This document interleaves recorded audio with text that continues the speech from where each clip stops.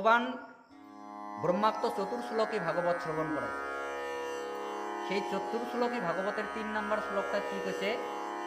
যথা মহান্তে ভূতানি ভূতেষু চ বচেষু চ নু প্রবিষ্টানি অপ্রবিষ্টানি তথা তেষু নাত্যেষ্বহং।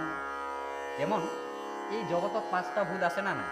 আকাশ আছে না নাই? জগত কিতি আছে না নাই? মাটি আছে, পানি আছে, আগুন আছে, বায়ু আছে। এই ৫টা ভূত যেমন বাইরা তো দেখিরে লাগছে, কিন্তু প্রত্যেকটা জীবের ভিতরেও কিন্তু এই ৫টাই আছে। মানবের ভিতরেও এই ৫টা আছে, ক্ষিতি অপ তেজ মরদ বোম। গরুর ভিতরেও ৫টাই আছে, গাছের ভিতরেও ক্ষিতি অপ তেজ মরদ বোম আছে।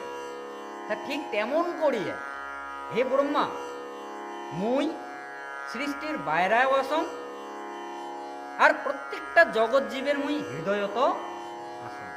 যেমন করি ৫টা ভূত, পঞ্চমহাভূত বাইরাও দেখা পাবার লাগছে আমরা। আকাশ বাইরা দেখা জানি যে আকাশ, আমার দেহ তো আকাশ আছে।